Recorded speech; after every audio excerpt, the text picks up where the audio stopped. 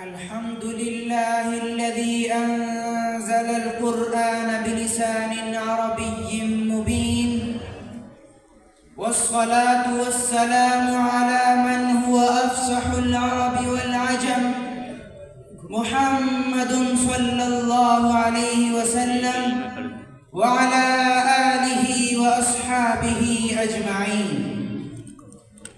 أما بعد، فأعوذ بالله من الشيطان الرجيم. بسم الله الرحمن الرحيم. إنا أنزلناه قرآنا عربيا لعلكم تعقلون.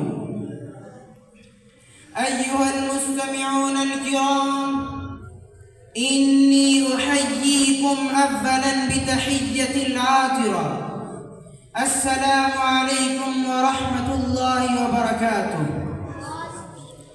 إني أسعد أمام هذا الجمع الغفير من الأساتذة الأجلاء والطلاب الأعزة بإلقاء كلمة وجيزة حول الحث على إقامة اللغة العربية.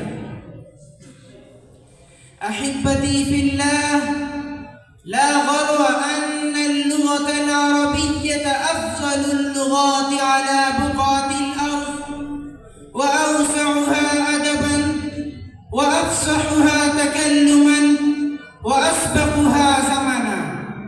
وكفانا لشرفها وكرامتها أن الله اختارها من بين اللغات لأشرف كتبه السماوية كما أشار إليه بقوله: لسان الذي يلحدون إليه أعجمي وهذا لسان عربي مبين. وأن الله وصفها بأبلغ اللغة العربية. يا إخوان، إن الإنسان من الأبد اتخذ لتعبير الأحاسيس وتقديم المشاعر لغات مختلفة، أحيانا لغة رومية، لغة عبرانية، لغة إنكليزية، لغة هندية، وما إلى ذلك من لغات العالم، أن كثيرا منها بادت وهلكت، أنسيت وغابت، حتى لم يبق ذكرها وأسماؤها. لكن لغتنا العربية بقيت وتبقى إلى الأبد، دامت وتدوم إلى ما دامت السماوات والأرض، لأنها لغة معجزة، لغة إلهية، لغة حية، لغة لطيفة، لغة عميقة، لغة آفاقية، لغة عجائبها وغرائبها كثيرة أكثر، لغة دقائقها ولطائفها واسعة أوسع، لغة نواحيها وجوانبها شاملة أشمل، لغة أصولها وضوابطها قوية أقوى، لغة سلاستها وفصاحتها أفصح، لغة بليغة ممتازة، لغة عقلية قياسية، لغة قادرة على تبيين الأفكار تبيانا تاما.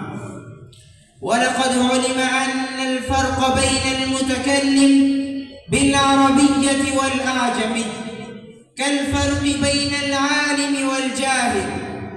ومما يؤيد حرص الصحابة على تكلم العجم بالعربية ما روي عن عمر رضي الله تعالى عنه أنه سمع رجلا يتكلم بالفارسية في الطباخ، فأخذ بعضديه وقال: ابتغ إلى العربية سبيلا. ولقد ثبت عن نبينا صلى الله عليه وسلم في الحديث الذي يرويه أنس رضي الله تعالى عنه وقال: طلب العلم فريضة على كل مسلم، ولا ينال على العلم الشريعة أحد إلا بتعلم العربية. فأصبح تعلم فرزا. قال رسول الله صلى الله عليه وسلم: ما أحسن اللغة فسلتعلموا العربية فإنها من دينكم. فيا سبحان الله، ما أحسن اللغة فسلفنا الصالحون لما عرفوا أهميتها ورفعة شأنها وسمو مكانتها وبذلوا في نشرها قصارى جهودهم. ومن ثم إذا نلفت الأنظار إلى معظم الكتب العلمية ورجالها ولا نراها إلا هي بالعربية فقد صرح النبي الكريم صلى الله عليه وسلم فيما روي عنه مرفوعا: يا أيها الناس إن الرب رب واحد، وإن الأب أب واحد، وإن الدين دين واحد، وليست العربية بأحدكم من أب ولا أم، فإنما هي اللسان، فمن تكلم بالعربية فهو عربي.